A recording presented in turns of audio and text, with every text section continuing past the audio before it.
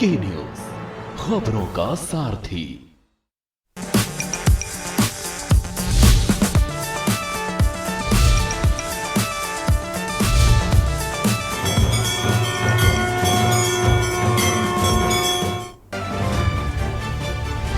देहरादून में सीएम धामी का आज अहम बैठक। चारधाम यात्रा पेयजल आपूर्ति की करेंगे समीक्षा। दोपहर 12 बजे सचिवालय में होगी बैठक। चारधाम यात्रा में श्रद्धालुओं की संख्या में लगातार इजाफा। ऋषिकेश में हर दिन 3000 तीर्थयात्रियों की अस्थायी पंजीकरण शुरू। ऑनलाइन रजिस्ट्रेशन बंद। उत्तराखंड पुलिस की हत्या चढ़ी जालसाज। चारधाम यात्रियों का फर्जी रजिस्ट्रेशन करने वालों पर एक्शन। शिकंजे में हरिद्वार की ट्रैवल एजेंसी संचालक। 15 लाख के जेवर और नकदी चोरी मामले में 4 आरोपी हुए गिरफ्तार। पुलिस ने किया मामले का खुलासा। 2 आरोपी पुलिस गिरफ्त से बाहर। नैनीताल के रामनगर में गुलदार का आतंक। पंजाबी कॉलोनी में किसान पर किया हमला। लोगों को देर शाम घरों से बाहर नहीं निकलने की सलाह। उत्तराखंड के 11 जिलों में बारिश का अलर्ट जारी। चारधाम यात्रा रूट पर 4 दिन बारिश की चेतावनी जारी। मैदानी इलाकों में तेज हवाएं चलने की संभावना। आप देख रहे हैं के न्यूज, खबरों का सारथी। नमस्कार, आप देख रहे हैं के न्यूज इंडिया। मैं हूं आपके साथ गरिमा और उत्तराखंड की शुरुआत करते हैं कुछ अहम खबरों के साथ में। ऋषिकेश पहुंचे मुख्यमंत्री पुष्कर सिंह धामी। यात्रा व्यवस्थाओं का औचक निरीक्षण किया है। चारधाम यात्रा की व्यवस्थाओं का जायजा लिया है। गढ़वाल कमिश्नर, यात्रा प्रशासन अधिकारियों को निर्देश भी दिए गए हैं।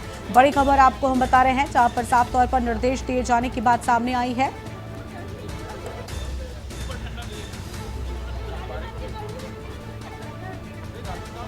यह हम खबर आपको हम बता दें,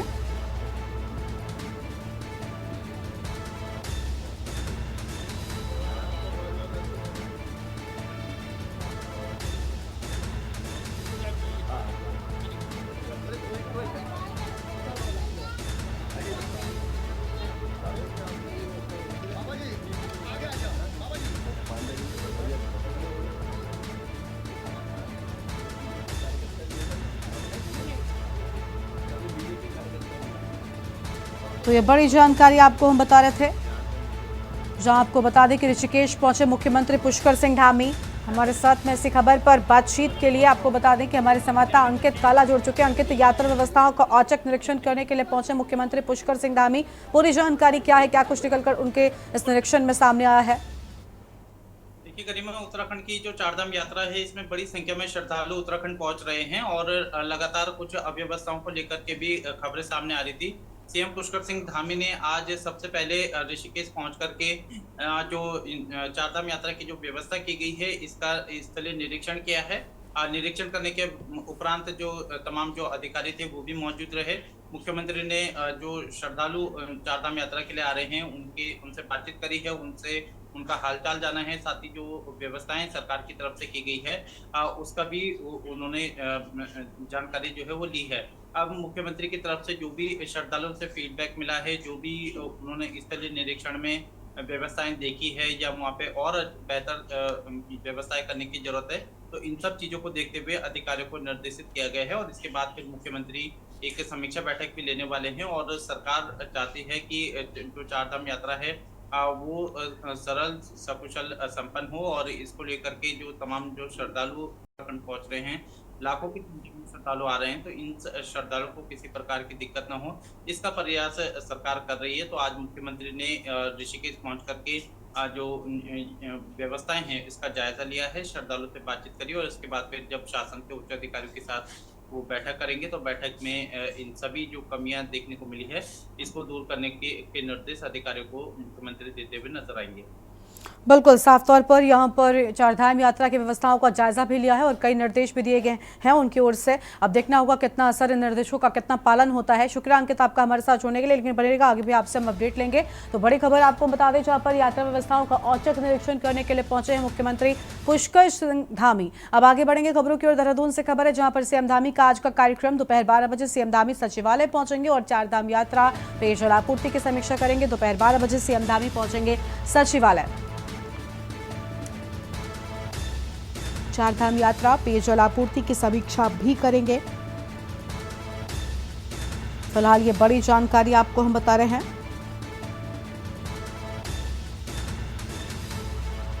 और इसी खबर पर बातचीत के लिए हमारे साथ में हमारे संवाददाता अंकित कारा लगातार बने हुए। अंकित, मुख्यमंत्री के कार्यक्रम को लेकर पूरी जानकारी क्या है आपके पास?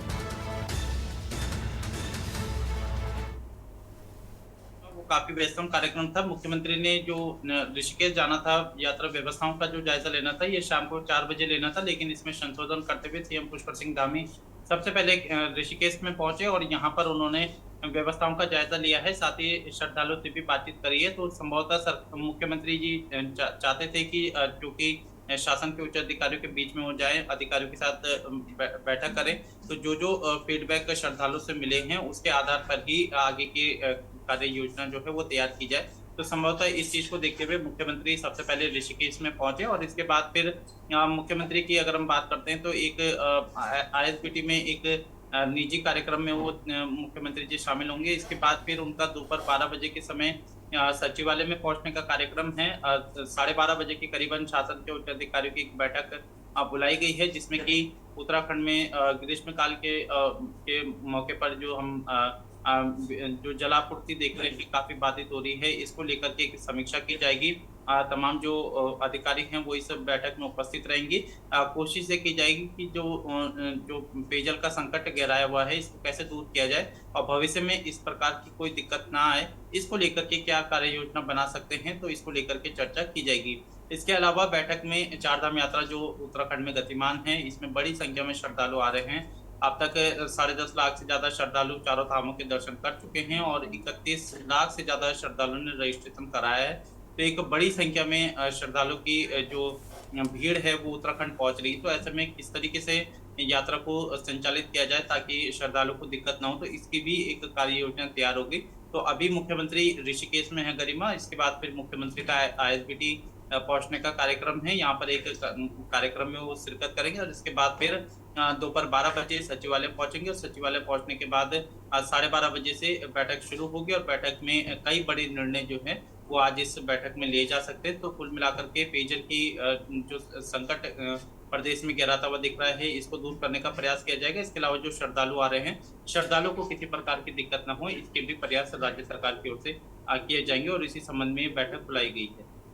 बिल्कुल, साफ तौर पर काफी अहम इस बैठक को माना जा रहा है। शुक्रिया अंकित आपका हमारे साथ जुड़ने के लिए और अहम जानकारी के लिए। दोपहर 12 बजे से धामी सचिवालय पहुंचेंगे और कई अहम मुद्दों को लेकर यहां पर बैठक होनी है। बड़ी जानकारी आपको हम बता रहे हैं, जहां पर सभी तैयारियां इस बैठक को लेकर कर ली गई हैं। अहम खबर आपको हम बता दें।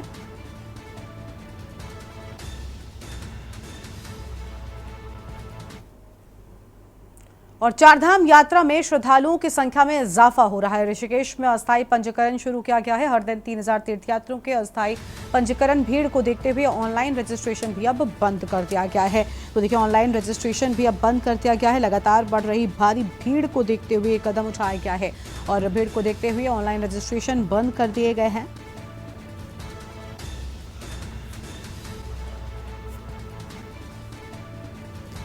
यह हम खबर आपको बता दें, ऋषिकेश में अस्थायी पंजीकरण शुरू कर दिया गया है।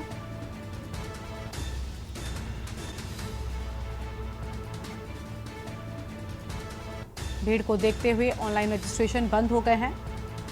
अंकित लगातार बने हुए हमारे साथ में। अंकित, चारधाम यात्रा में श्रद्धालुओं की संख्या में देखिए इजाफा पहले दिन के साथ में ही लगातार बढ़ रहा है और एक बार फिर से यहाँ पर भीड़ को नियंत्रित कर पाना मुश्किल हो रहा है। इसी के चलते ऑनलाइन रजिस्ट्रेशन पर भी अब रोक लगा दी गई है। अब अस्थायी तौर पर ही रजिस्ट्रेशन जो है वो शुरू हुए हैं।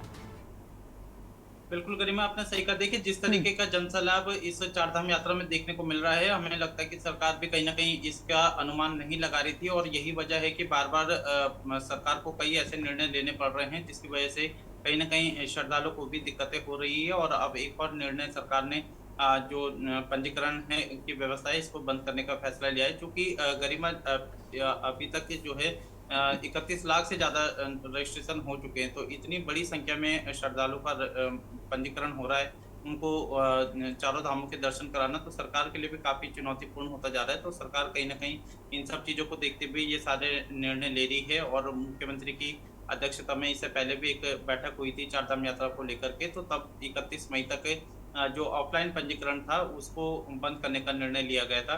तो इसकी वजह से जो बड़ी संख्या में जो तमाम राज्यों के जो श्रद्धालु उत्तराखंड पहुंचे हुए थे, तो ये काफी नाराज हुए और सरकार से ये मांग की गई कि उन सभी श्रद्धालुओं को दर्शन कराए चारों धामों के। तो ये जन दबाव को देखते हुए सरकार ने फिर तमाम जो श्रद्धालु थे उनको चारों धामों के दर्शन कराए हैं। और अब सरकार जो है अस्थायी रजिस्ट्रेशन के माध्यम से भी इन सभी श्रद्धालुओं का पंजीकरण कर रही है। लेकिन कहीं न कहीं जिस तरीके से श्रद्धालु की भारी भीड़ उमड़ रही है गरिमा, ये सरकार के लिए बड़ा चुनौतीपूर्ण होता जा रहा है कि इन सभी श्रद्धालुओं को किस तरीके से चारों धामों के सकुशल दर्शन कराए जाए। लेकिन कहीं न कहीं जो इस भीड़ को नियंत्रण कर पाना सरकार के लिए काफ़ी चुनौतीपूर्ण होता हुआ नज़र आ रहा है।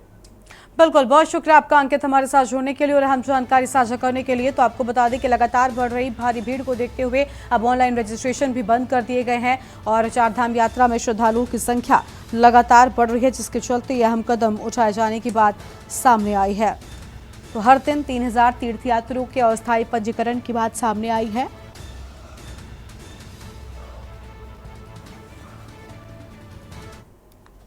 और चारधाम यात्रियों के फर्जी रजिस्ट्रेशन मामले में आपको बता दें कि 4 आरोपियों को गिरफ्तार भी कर लिया गया है। शिकंजे में हरिद्वार के ट्रैवल एजेंसी संचालक यात्रियों की शिकायत पर पुलिस का एक्शन। 24 मई को चेकिंग में पकड़ में आया पूरा मामला। कोतवाली पुलिस ने हरिद्वार से गिरफ्तारी भी कर ली है। तो ट्रैवल एजेंसी चालक को पकड़ लिया गया है। यात्रियों की शिकायत पर पुलिस ने ये बड़ा एक्शन लिया है। अहम खबर आपको हम बता रहे हैं, जहां यात्रियों की शिकायत पर बड़ा एक्शन लिए जाने की बात सामने आई है।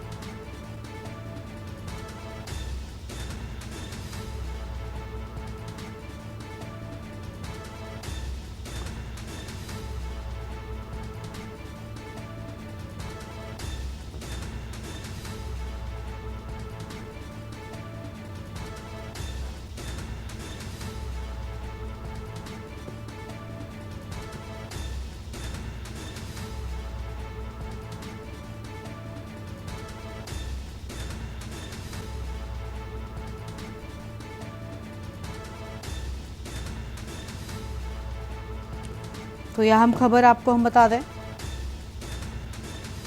जहां यात्रियों की शिकायत पर एक्शन लिया गया है।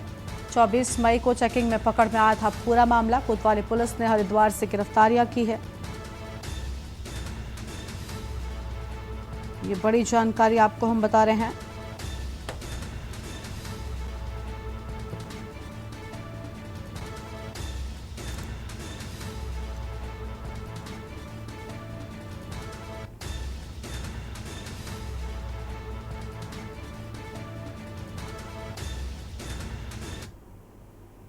और उत्तराखंड के 11 जिलों में बारिश का अलर्ट जारी किया गया है। चारधाम यात्रा रूट पर 4 दिन में बारिश की चेतावनी है। तो 4 दिन में बारिश की चेतावनी। मैदानी इलाकों में तेज हवाएं चलने की संभावना है। मौसम विभाग ने 4 दिनों के लिए अलर्ट जारी कर दिया है। मैदानी इलाकों में तेज हवाएं चलने की भी संभावना है। बड़ी खबर आपको हम बता दें, मौसम विभाग ने 4 दिनों के लिए जारी किया है अलर्ट। अहम जानकारी आपको हम बता रहे हैं और आपको बता दें कि उत्तराखंड के 11 जिलों में बारिश का अलर्ट जारी किए जाने की बात सामने आई है।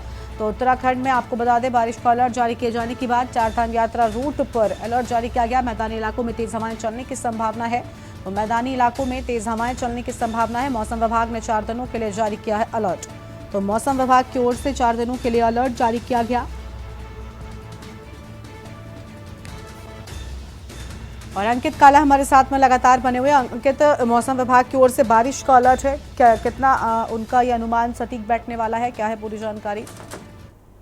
मौसम विभाग के निदेशक विक्रम सिंह की ओर से ये पूर्वानुमान जताया गया है। उनका कहना है कि इस पूरे महीने जो शेष बचे समय है, इसमें 3 से 4 दिन मौसम में परिवर्तन देखने को मिलेगा गरिमा। और जिस तरीके से उत्तराखंड में भीषण गर्मी देखने को मिल रही है, ये अब तक के सर्वाधिक रिकॉर्ड में से एक है। और पिछले सारे रिकॉर्ड जो है गर्मी ने अपने तोड़े हैं। और कहीं ना कहीं लोगों को काफ़ी दिक्कतें इस भीषण गर्मी की वजह से हो रही है, क्योंकि एक तरफ जहां पेयजल की जो संकट है वो हमें प्रदेश में गहराता हुआ देखने को मिल रहा है। दूसरी तरफ प्रदेश की जो चारधाम यात्रा है, इसमें बड़ी संख्या में श्रद्धालु आ रहे हैं। तो इन सभी श्रद्धालुओं के लिए भी व्यवस्था कर पाना सरकार के लिए चुनौतीपूर्ण हो रहा है। लेकिन बहरहाल इन सब के बीच में अब मौसम विभाग की तरफ से ये अनुमान जताया गया है कि राज्य के कुछ एक जनपदों में जो हल्की से मध्यम वर्षा जो है वो देखने को मिल सकती है। विशेषकर जो चारधाम यात्रा मार्ग है, यहाँ पर अच्छी बारिश जो है वो देखने को मिल सकती है। मौसम में जो परिवर्तन आएगा, इसकी वजह से जो तापमान है उसमें भी कहीं ना कहीं हमें कमी देखने को मिल सकती है। इसके अलावा जो मैदानी क्षेत्र है वहाँ पर बारिश की संभावना नहीं है, लेकिन जो तेज हवाएं हैं उसका चलने का अनुमान मौसम विभाग की तरफ से लगाया गया है। तो कहीं ना कहीं ये उम्मीद की जा रही है कि आने वाले 3 से 4 दिनों में प्रदेशवासियों को गर्मी से थोड़ी राहत मिल सकती है। लेकिन फिलहाल अगर हम देहरादून की बात करें तो देहरादून में इस समय बारिश जैसे आसार तो देखने को नहीं मिल रहे हैं। अभी देर शाम देखना पड़ेगा कि किस तरीके से मौसम में परिवर्तन आता है या नहीं। लेकिन चारधाम यात्रा मार्गों में बारिश की संभावना है। कुछ एक जनपद जो हमारे पहाड़ी क्षेत्र हैं, टिहरी और रुद्रप्रयाग, इसके अलावा कुमाऊं के भी कुछ जनपद हैं जहाँ पर कि बारिश की का जो अनुमान है वो मौसम विभाग ने लगाया है। तो मौसम विभाग की भविष्यवाणी सच हो, इसके लिए सभी प्रार्थना कर रहे हैं, क्योंकि इस समय भीषण गर्मी की वजह से तमाम लोग परेशान हैं। इसके अलावा जो चारधाम यात्रा में आ रहे श्रद्धालु हैं उन सभी से गाइडलाइन का अनुपालन करने की भी अपील मौसम विभाग ने करी है। करीमा, बिल्कुल, तो मौसम विभाग की ओर से यहाँ पर अपील की गई है कि जो लोग चारधाम यात्रा में भी जा रहे हैं वो पूरी तैयारी के साथ में जाएं। लेकिन देखना होगा कि आखिर जो बारिश का अलर्ट है वो कितना ठीक साबित होता है। शुक्रिया अंकित आपका हमारे साथ जुड़ने के लिए, अहम जानकारी के लिए। तो 4 दिन बारिश की चेतावनी मौसम विभाग की ओर से जारी कर दी गई है। अहम जानकारी आपको हम बता रहे हैं, मौसम विभाग की ओर से चेतावनी जारी किए जाने की बात सामने आई है।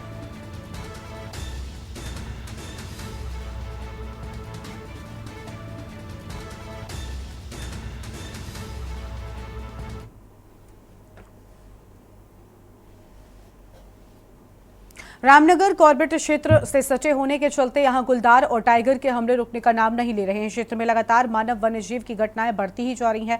पिछले हफ्ते ही गुलदार ने तराई पश्चिमी के पुछड़ी क्षेत्र में एक साथ 3 लोगों पर हमला कर उन्हें गंभीर रूप से घायल कर दिया था। और अब ताजा मामला रामनगर वन प्रभाग के तराई पश्चिम के अंतर्गत पड़ने वाले भवानीपुर पंजाबी कॉलोनी का है, जहां 40 वर्षीय मजदूर तारा सिंह खेत से काम करके जब घर को आ रहा था तो तभी रास्ते में पुलिया के पास गुलदार ने तारा सिंह पर हमला कर दिया और कंधे व हाथ पर गंभीर नाखूनों व दांत के निशान पाए गए हैं।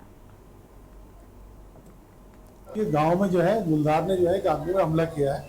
उसको जो है हाथ में चोट लगी है, हाथ में मारा था पंजा, और जो कोई पीठ में है और हमने वहाँ टीम भेजी अपनी, रात को भी गश्त में रहेंगे। बाकी पिज्जा लगाने की कार्रवाई करेंगे। लोगों से हमारी अपील ये है कि अंधेरे में न जाएं और अकेले में न जाएं, और जहाँ भी जाएँ तो 2-3 लोग साथ जाएँ। बीए शर्मा, ये तारा सिंह है, हमारे वहाँ काम करते हैं लेबरिंग का। गन्ना गोड के आ रहे थे ये 6:30 बजे करीब, तो इन्हें अचानक ही कैसे पुल के पास से निकले, वैसे गुलदार ने इन्हें झपटा मार दिया। अभी हॉस्पिटल में रामनगर लेके आए। जी हाँ, अभियान विभाग आ चुका है यहाँ पर फिलहाल। अब हालत अच्छी, थोड़ी कंडीशन सही है। ये नखूनों के कमर के ऊपर निशान आए, ये टांग के ऊपर आए हैं, और हाथ बिल्कुल मुंह में डाल दिया था उसने। गुलदार ने बिल्कुल हाथ फोड़ लिया था और गले पे झपटा मारा, कोशिश करी तो हल्ले गुल्ले से गुलदार छोड़ के भाग गया। जनपद ऊधम सिंह नगर की खटीमा पुलिस को एक बार फिर से सफलता मिली है। पूर्व में टेढ़ाघाट में मकान स्वामी की अनुपस्थिति में घर का ताला तोड़कर 15 लाख के जेवर तथा नकद की चोरी के मामले में पुलिस ने 4 अभियुक्तों को गिरफ्तार किया है, जिसका खुलासा पुलिस अधीक्षक राइम ने किया है। मामले के अनावरण हेतु गठित पुलिस टीमों के द्वारा घटनास्थल मझोला, पीलीभीत, बरेली तथा खटीमा आदि जगहों के लगभग 200 सीसीटीवी फुटेज को खंगाला गया तथा गहनता से छानबीन की गई है। और साथ ही एसओजी, सर्वेलांस तथा फॉरेंसिक टीमों की भी मदद ली गई है। वहीं अभियुक्तों के पास से लगभग 15 लाख के 154.56 ग्राम पीली धातु, 801.5 ग्राम सफेद धातु के आभूषण, एक स्कूटी तथा बाइक बरामद किया गया है।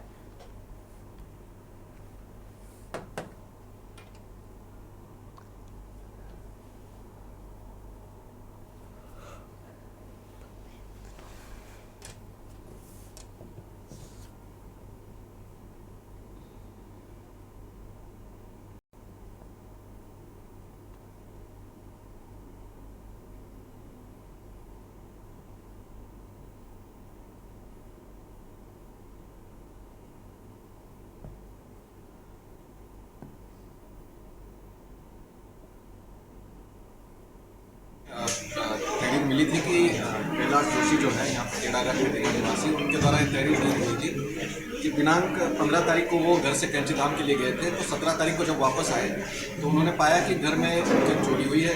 घर में घुसकर ताला तोड़कर काफ़ी मात्रा में सोने के गहने, चांदी के गहने उनकी चोरी हुई है।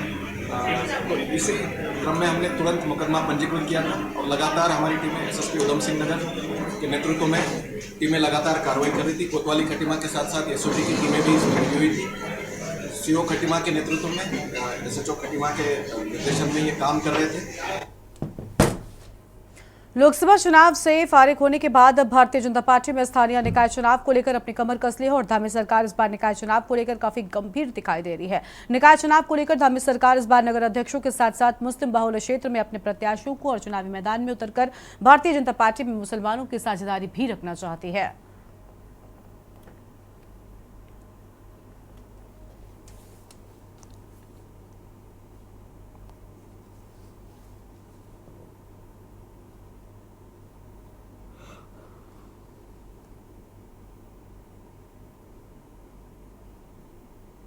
जानकारी मैं देना चाहता हूं कि जिस प्रकार से नगर निकाय का चुनाव नज़दीक आ रहा है, उसको लेकर के भारतीय जनता पार्टी ने पूरे प्रदेश में नगर निगम में, नगर पालिकाओं में और वार्ड के जो पार्षद के चुनाव है उसको लेकर के उनके सभी के बायोडाटा लेना प्रारंभ कर दिए हैं।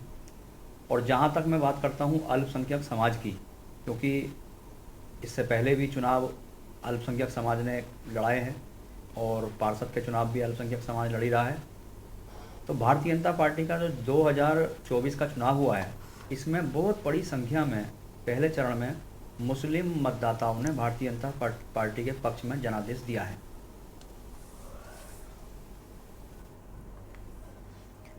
और अगली खबर मसूरी से है, जहां संचालित रोपवे इमरजेंसी के लिए संयुक्त मॉक ड्रिल का आयोजन किया गया। मसूरी के उपजिलाधिकारी डॉक्टर दीपक सैनी और राष्ट्रीय आपदा मोचन बल के असिस्टेंट कमांडेंट अजय पंत के नेतृत्व में मसूरी गन हिल रोप में रेस्क्यू अभियान का परीक्षण किया गया और इस दौरान रोपवे में फंसे लोगों को रस्सी के सहारे पहाड़ी पर उतारा गया। किसी भी आने वाली आपदा से निपटने के लिए युद्ध स्तर पर संयुक्त मॉक ड्रिल कर तैयारियों को परखा गया है।